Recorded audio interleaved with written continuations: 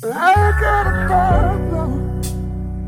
I got a strange addiction. Somebody help me. I need an intervention. It ain't alcohol or weed. There's just one thing that I need. I got an addiction to fruit trees. Got an addiction to fruit trees. I take a persimmon to breathe. Hey, the next one I'm getting jujube.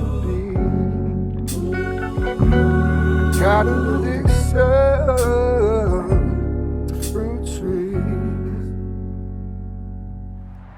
Peace, family. Hey, camera lady, can you come over this way a little bit? Keep going, keep going, keep going. Boom! Wait. Over this way. Right there. All right, good. She blocking the sun. Peace, family. So I am working on, this is a project that's been kind of in the works for, I would say maybe a little over a month now. And the project is in this here box. What's in the box, VA? What's in the box? So we growing shrooms. We growing mushrooms. So if you can see here, I don't know if the camera's picking that up. This is all mycelium. This has been brewing for, like I said, a few weeks now, and it's ready to go. So what I have in here is called, one name for it is wine cap mushrooms or Stropharia mushrooms. Now I decided to grow mushrooms for very good reasons.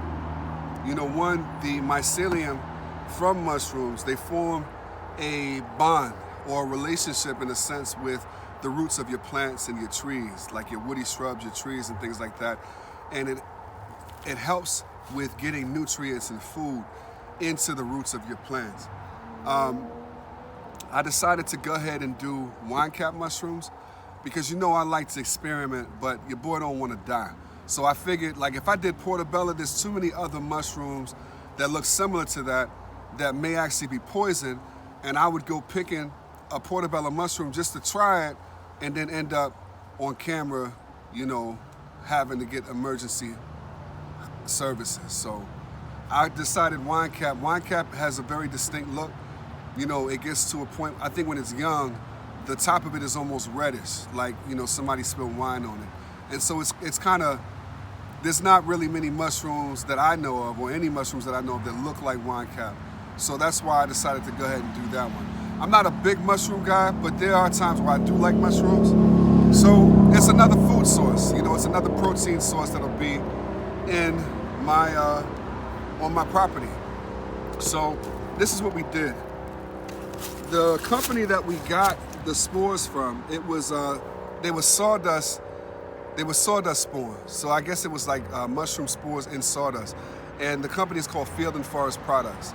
The website is Field Forest Net. Real cool company. You know, the people that I corresponded with were real cool. I'll leave a link to their site in the description as well. But the spores, this is just cardboard. See, it's actually starting to take over up here as well. So they're ready to go. The spores, I basically put down layers of cardboard, wood chips. I put some compost in here and a little bit of coffee grounds. And I just layered it like lasagna. I just kept layering it, and I mean, they're here. They're here. So we're gonna go ahead and put them in the garden beds. Now, all of my beds that have, this is the bed, this is the Hugo bed that has the pawpaws, and it also has other stuff in here as well. But all of my beds that have trees or fruit shrubs, I'm going to try to inoculate with the mushroom spores. I mean, not the mushroom spores, but with the mycelium. Is it gonna work? I don't know, because it's getting cold. When I corresponded with, you know, the representatives at the company, they said that there's still time, it should take off. But I guess I'll know by like sometime next spring or summer if it worked or not. So what I'm gonna do I'm gonna peel back some of these wood chips. I'm trying to be careful because I have other things that I planted in here. And I don't want to really mess that up too much. A lot of this I'll be doing off camera because, you know, there's a lot that I'm gonna be doing. See, here's something here. I think that may be one of the Egyptian walking onions, I'm not sure. So I'm gonna peel back. This looks like it has some mycelium. Now, full disclosure, I actually put some of the mycelium. It was just like a little bit that was left after I stacked this box. I put some in here. So I don't know if it actually took or not, but you know, there was some signs of mycelium there. It really likes to touch actual soil, and there's a lot of wood chips and wood pieces in here, but we'll do what we can. I'm gonna take it, and so this piece here definitely has mycelium on it.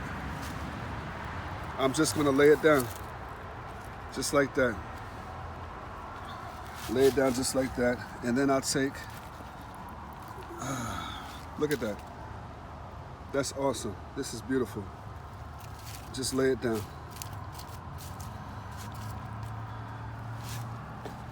I'm gonna take some more here,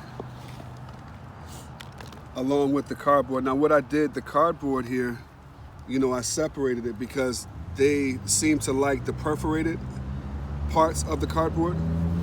So we just separated it. And this is what the, this is what it looked like when it first came. I mean, minus the white, it was just like this, sawdust type material. So we're gonna put all of that there. I'm also gonna cover it with a little bit of, this is compost.